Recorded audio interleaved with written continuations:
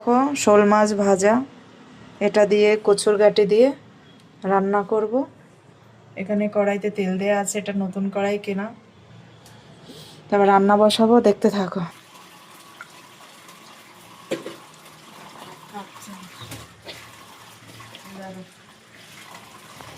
তেল গরম হয়ে গেছে। প্রথমে আলুগুলো ভেজে নেব সুন্দর করে। নতুন কড়াতে দেখো আমি মাছ ভাজা হলো, কিন্তু তেল এক ফোঁটাও টানেনি, তেল একটুও টানেনি। যেমন তেল আছে তেমনই আছে, আর একটু লাগলেই কড়াইতে। এই কড়াইটার দাম দোকানে কিনতে গেলে 1500-1600 টাকা নিত, সেটা আমি অফারে পেয়েছি বলে 500 টাকায় নিয়ে আসলাম। তো গাইস, আলুগুলো ভাজা হয়ে গেল, এবার সুন্দর করে তুলে নিচ্ছি এগুলো।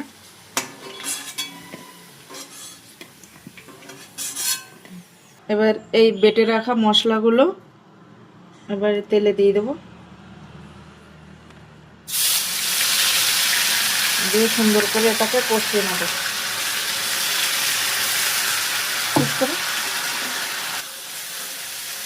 মশলাটা সুন্দর করে তেলে আমি একটু ভাজা করে নেব।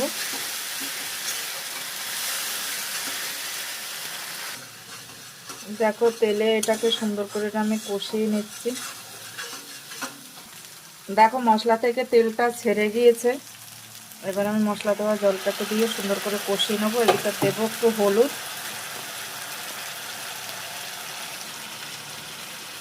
দেখো হলুদ, এটা আমি সুন্দর করে এইভাবে কষিয়ে নেব।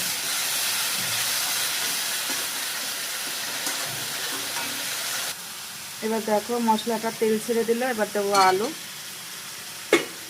তারপরে দেখো কচুগুলো কেটে রাখা হলো, এগুলোকে ঢেলে দেবো, দিয়ে সুন্দর করে কষিয়ে নেব। এবার সুন্দর করে এটাকে কষিয়ে নেব।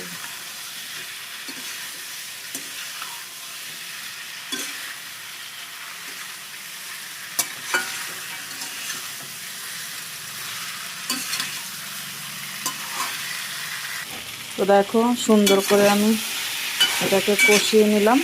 এবার আমি এটাকে ঝোল দিয়ে দেবো। ঝোল দেওয়া পুরো কমপ্লিট, ভালো করে নাড়াচাড়া করে দেবো।